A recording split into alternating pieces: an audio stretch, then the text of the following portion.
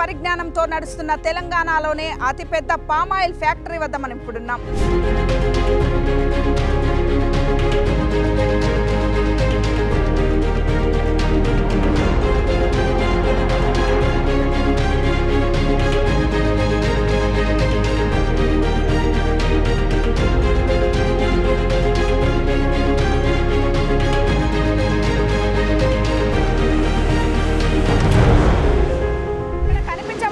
డైజెస్టర్స్ అంటారు. ఈ oil extraction ప్రక్రియలో ఇది చాలా కీలకమైన ఘట్టము. ఈ ప్రక్రియలో నీరు పామ్ ఆయిల్ కలిసి వేరైపోతుంది. ఫైబరు ఈ పామ్ ఆయిల్ నట్స్ అనేవి మిగులుతుంది.